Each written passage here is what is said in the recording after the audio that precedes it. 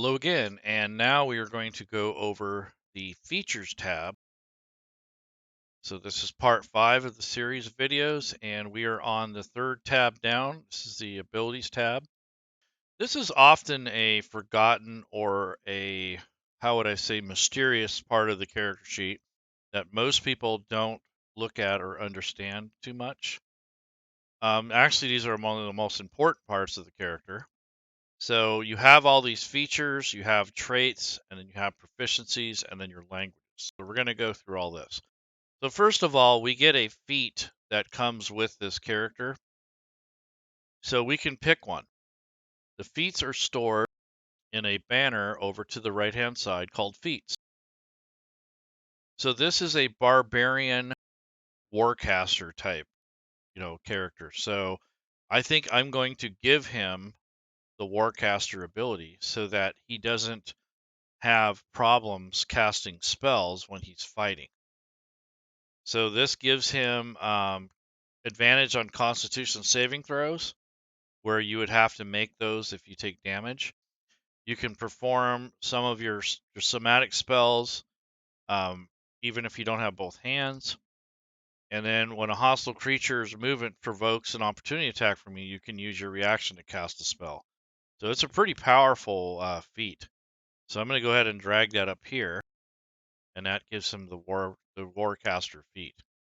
So that comes from your racial trait. So now you have a bonus proficiency here, Channel Divinity, which is your clerical abilities. You have your basically your Guided Strike is another part of your Channel Divinity. Here's something that explains your spellcasting. You have something here that talks about your heritage and what that means and what you get from this. So these are more role-playing. The War Domain defines the type of spells you get, bonus spells and such, and your features. So I'll go ahead and put that up here. The War Priest gives you an extra bonus attack. So that goes up here as well. So these are all the different features that you want to get used to. The feats on your trait, we've already dealt with that. You gain 1 feat of your choice. And for skills, it says you gain 1 skill and proficiency of your choice. We already had that choice when we built the character. When we selected the human variant, we got a choice of 1 skill. So both of those traits have been dealt with.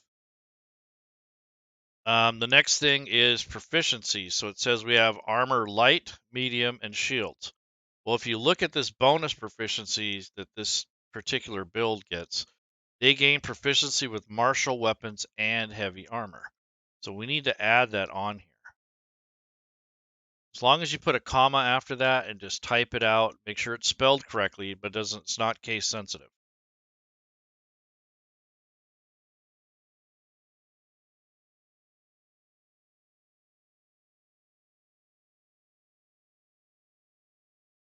So I added heavy armor, and now I'm going to add martial weapons.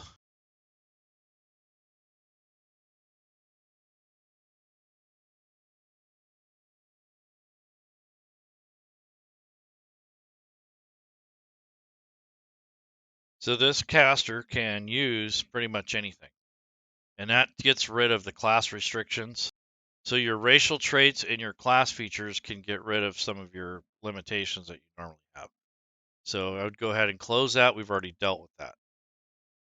So now that we've got that under control, now I can go ahead and add a language. So I get 1 language, and then I get another of my choice. So I'm going to go ahead and get Dwarvish.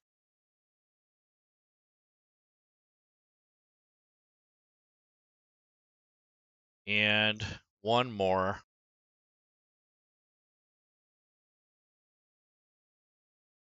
I'm going to speak Orc. Probably the language of nearby enemies or something like that.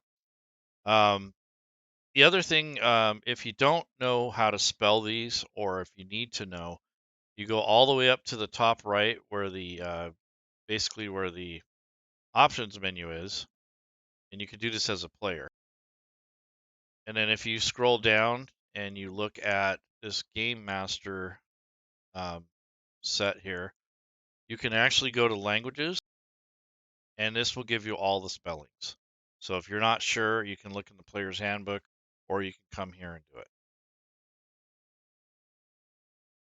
So the next thing I'm going to do is show you the language filter. So if you have these on your character sheet, you use this drop-down menu and you select one of the language in your repertoire. So in this case, I'll pick Dwarvish and I will type something out.